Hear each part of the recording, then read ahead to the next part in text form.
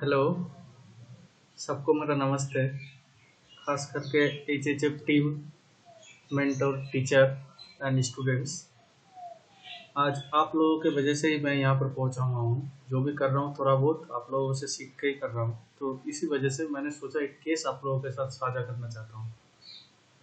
तो केस जो था, मेरा हिंदी थोड़ा वीक है, आप लोग थोड़ा एडजस्ट कर लीजिएगा, लेकिन केस इंटरेस्टिंग है, तो आप लोग ध्यान से सुनिएगा। केस ऐसा था कि एक स्किन एलर्जी का पेशेंट, एक्जिमा है उनको, क्रॉनिक एक्जिमा 10 साल से है, 2009 से है उनको, 10 साल से ज़्यादा हो गया। तो बहुत दिनों से उसको तकलीफ़ है, तो उसके वजह से वो मेरे पास आया।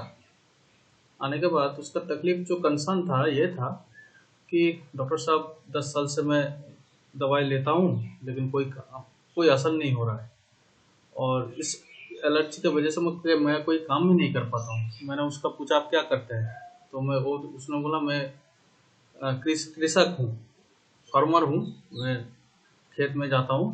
तो अभी 2-4 सालों से जब दर्द बढ़ता है, बहुत ही इचिंग होता है, जब दर्द होता है मैं कुछ पकड़ नहीं पाता हूँ, तो इसलिए काम छोड़ दिया, काम नहीं कर पाता हूँ।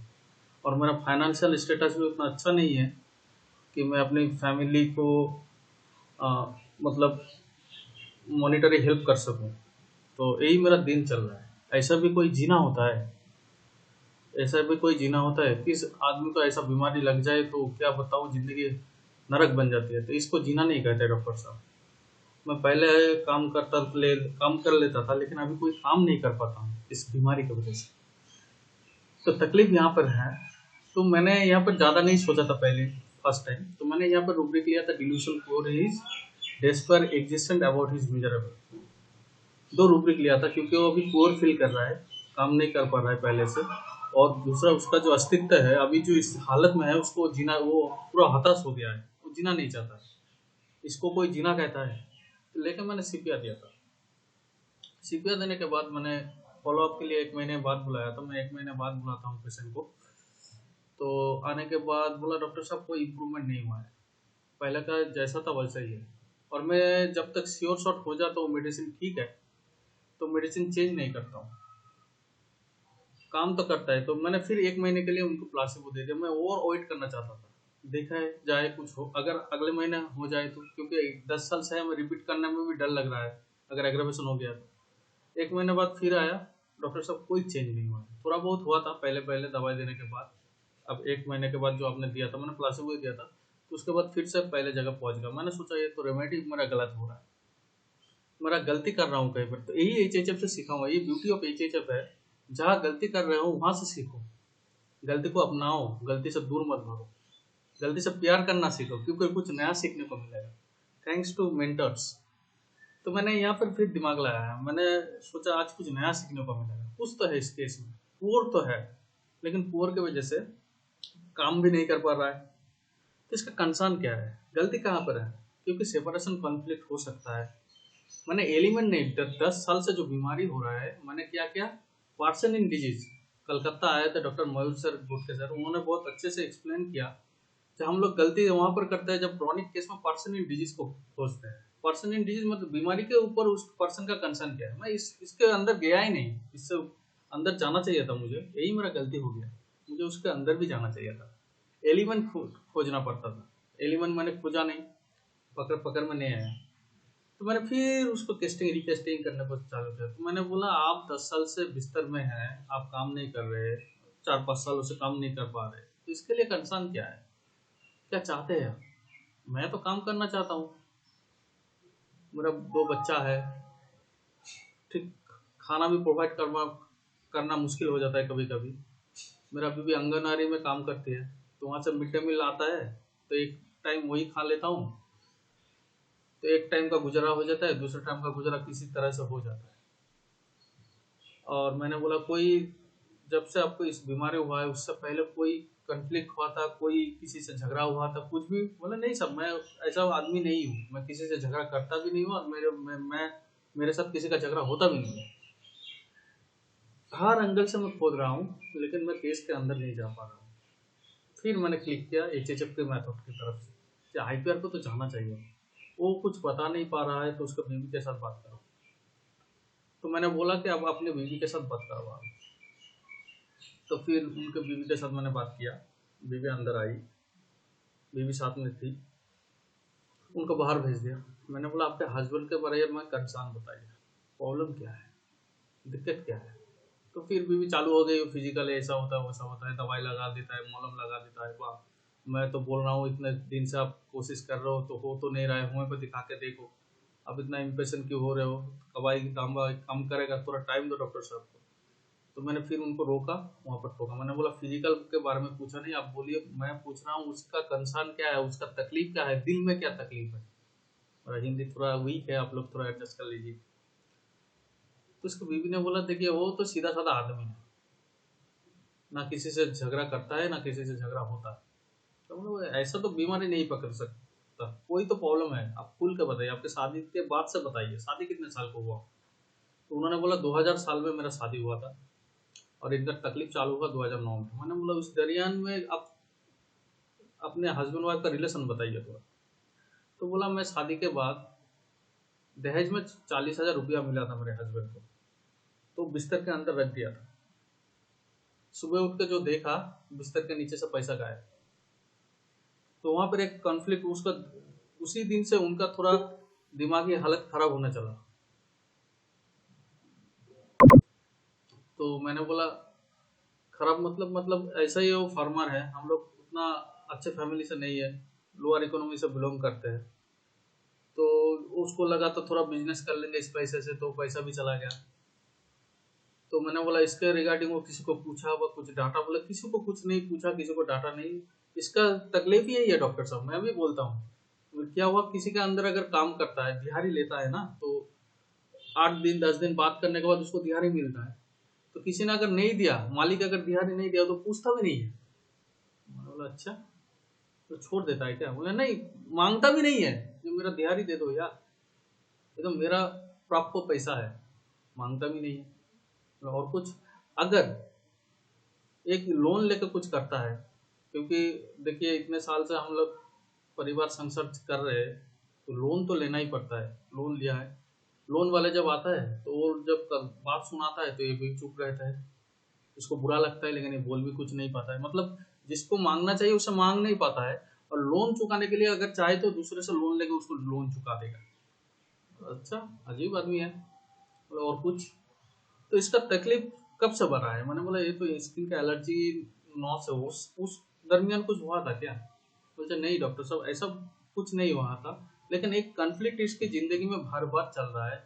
हम लोग समझाते हैं जब आप इतना टेंशन मत कीजिए, ठीक हो जाएगा, लेकिन वो समझता नहीं है हम लोग क्या कॉन्फ्लिक्ट है।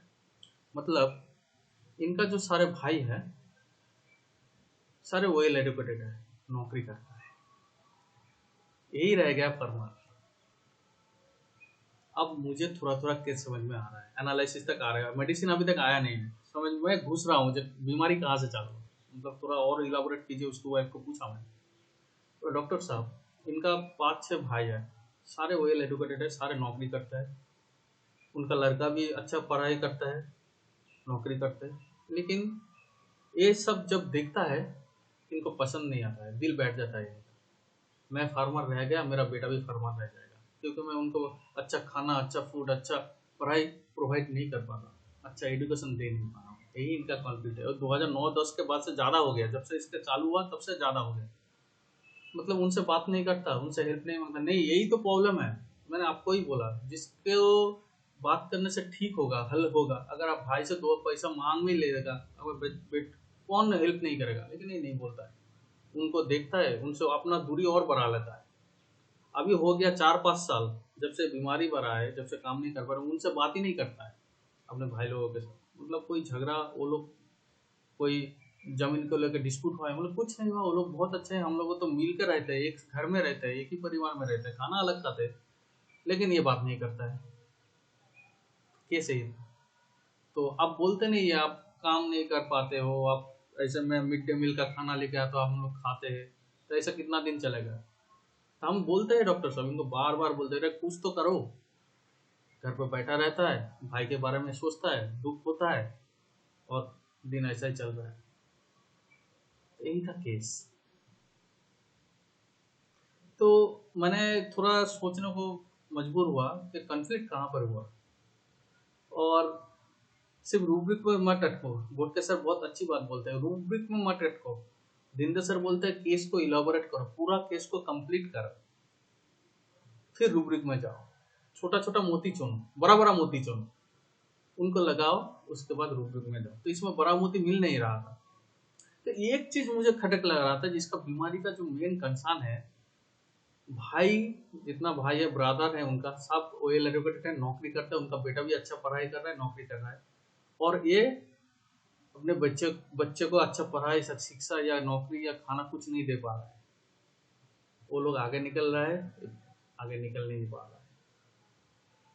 यहीं से इसका बीमारी चालू हुआ है।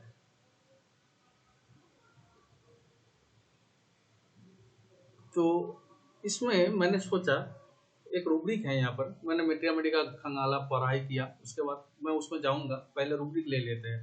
तो मैंने फर्स्ट जो रूब्रिक लिया था, जेलसी सैडनेस विथ, समझिए इसको, जेलसी सैडनेस विथ, और उसके साथ रूब्रिक लिया था मैंने for wrap up in summer. दोनों अगर क्लाम करेंगे तो रेमेडी आएगा केलियर्स, दोनों लगाने के बाद रेमेडी आएगा केलियर्स। मैंने उनको केलियर्स दिया था। तो केलियर्स देने के बाद क्यों दिया केलियर्स, रिजल्ट तो जो हुआ हुआ, लेकिन क्यों दिया केलियर्स, इसको हम लोगों को समझना पड़ेगा। केलियर्स का कॉन्फ्लिक्ट क्या है, इसको मेट्रियामेडी का नॉलेज चाहिए। तो अभी आइएगा, हम लोग आना पड़ेगा जेलासी में।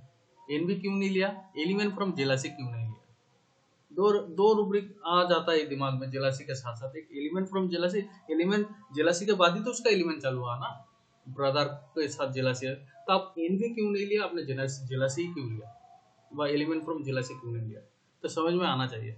एनवी उसको कहते हैं, हमको एनवी होता है आप लोगों की तरक्की देखकर, लेकिन इससे आप लोगों से हम दूर नहीं जाते, डिटैच नहीं होते, आपके करीब और आते हैं, आपसे सीखना चाहते हैं, हमको भी तरक्की करना है आपके साथ, आप जैसे कर रहे हैं हमको भी करना है। इसमें पॉजिटिविटी फैलता है, नेगेटिविटी नहीं। जेलसी में क्या होता है, आपको तरक्की देकर मुझे जलन होता है, आपसे दूरी बनाए रखता हूँ, मैं चाहता हूँ आपका नुकसान हो जाए, आपकी उसने शिकार में चले गए, आप नीचे आ जाओ, ये जेलसी होता है। एलिमेंट फ्रॉम जेलसी में क्या होता है, उसमें एक्शन रहता है। जेलसी के होने के बाद उसका मेंटली चेंज हो जाता है, कोई डिस्ट्रक्टिव में चला जाता है, कोई हेट्रेन में चला जाता है, कोई प्लान मेकिंग रिवेंजफुल प्लान में चला जाता है, कुछ ना कुछ तो करता है, कुछ ना कुछ तो उसमें एक्टिविटी आता है, उसका मेंटल स्टेट में चेंज होता है। तो ये एलिमेंट में भी नहीं है, ये एनबी में भी नहीं है, इससे जेलासी में है, जेलासी में आ रहा है, उसके वजह से उसको दुख हो रहा है, लेकिन कर क्या रहा है भाई, उसी माहौल में रह रहा है, उन लोगों के साथ उठ रहा है, बैठ रहा है, लेकिन कोई एक्शन में जा रहा है क्या, अब भी सोचो ना, कोई एक्शन में जा रहा है, कोई एक्शन में नहीं जा रहा। इसके रिगार्डिंग मैंने एक रूब्रिक सोचा था, लिया नहीं, लेकिन ये फील का रूब्रिक है, अगर इसके साथ हम लोग ले ले, इसके साथ अगर एक रूब्रिक हम क्लाम कर ले, वो है सिटिंग इंक्लाइनेशन टू सीट, बैठा हुआ है, कोई एक्टिविटी नहीं है, कोई प्रोडक्टिविटी नहीं है। इसके अंदर सब रूब्रिक है, सब रूब्रिक चाहिए छोड़ दीजिए, बारामती चुनिए, जो बोलते हैं दिन सर बारामती। फिर भी इसके अंदर एक रूब्रिक है स्टील,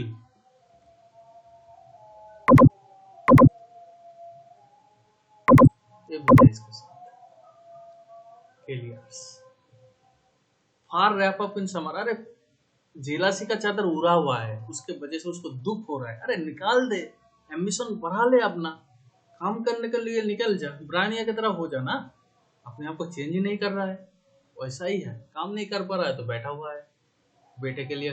और केलियस का जो कंसर्न है, केलियस का कंसर्न क्या है, केली भी है, आर्सेनिक है, एंजाइटी मानी मैटर है, फीलिंग में मानी का वजह से उसका बीमारी है, लेकिन मानी खुद के लिए नहीं, इसके लिए परिवार के लिए, किसको प्रोवाइड करना है, परिवार को प्रोवाइड करना है, बच्चे को अच्छा शिक्षा देना है, अच्छा खाना देना है, अच्छे कपड़े देना है, दोनों को क्लाम किया मैंने, क्लियर्स आया, रूब्रिक से फीलिंग आया। तो अब थोड़ा मेट्रियामेडी के जाएंगे। मेट्रियामेडी का अगर जा सकते हैं तो हम यहाँ पर देखेंगे, राजन शंकरन जी ने बहुत अच्छी कोट किया है, Kali arsenicum is a remedy of mineral kingdom and cancer management. इसका main feeling of Kali arsenicum is that the people who support the patient six can not be trusted. जिसके वजह से सपोर्ट मिल रहा है उनको विश्वास नहीं कर सकता है, उनके ऊपर वो डिपेंड होना चाहता है, उनके लिए करना चाहता है, लेकिन उनको विश्वास नहीं कर सकता है। अरे अपने भाई है, तुम्हारा दुश्मन नहीं है, बात करो उनसे, रास्ता मांगो, हेल्प मांगो, लेकिन नहीं, इसको बात करना नहीं है, उनसे दूर जाना है। अब पढ़ो Rajendra Shankar and soul of remedy, वहाँ पर पूरा अच्छी तरह से इसको एलाबोरेट किया हुआ है। सर्टेन में अगर देखेंगे, यहाँ पर एक लाइन लिखा हुआ है, doing your duty to avoid redundancy, they feel they always have to do their duty, otherwise things will go very wrong. They never stop, they can't afford to rest, afraid to risk their job or their career. काम करना है, काम करना है, काम करना है, ये पहला स्टेज है, हेल्दी स्टेट में है। अभी जो है डिवास्टेटिंग स्टेट में है, करना है, फैमिली के लिए करना है, काम करना है, खेत में जाना है, कुछ करना है, प्रोवाइड करना है, खाना देना है, कुछ तो देना है फैमिली को, लेकिन जब दे नहीं पाता है तब पैथोलॉजी ग्रो करता है, तब वो सीट इंक्लिनेशन में चला जाता है। अरे मैं तो कुछ नहीं कर नहीं पा रहा हूँ। रिडंडेंसी का मतलब जो है डिजेबल, जो हम आर्सेनिक में देखा है, डिजेबल ऑफ पीपल, इसमें यही है फीलिंग, करते जाना है। जब कर नहीं पाता है बीमारी के वजह से, तब जेलासी में दूसरों को देखे जेलासी होता है, दूसरों को देखे दुख होता है, तब सीट इंक्लिनेशन में सीट में जाता है, उसी फार में रहता है वो। अरे निकल, जो चादर छोड़ दे यार, इतना जेलासी का क्या जरूरत है यार, कुछ कर ले, अरे क्या होगा, आखिर में जिंदगी ही चला जाएगा, अरे काम तो कर। Where is no pain, there is no gain। अगर पेन नहीं है तो गेन क्या होगा? पेन करता नहीं है, जेलासी करता रहता है। This is the case. तो आप लोगों को कैसा लगा? मेरा हिंदी अच्छा नहीं है, फिर मैंने नमन करता हूँ अपने गुरुओं को, HHF टीम को, और हम लोग डायनामिक्स में आ रहे हैं, आप लोगों के साथ फिर से मुलाकात होगा। आप लोगों का आशीर्वाद हमारे साथ होना चाहिए। तो इन भी है हमारे अंदर, लेकिन जेलासी नहीं है। हम लोगों को एक साथ आगे बढ़ना है, we shall grow together. Thank you all. कैसा लगा आप लोग कमेंट करके जनाइए।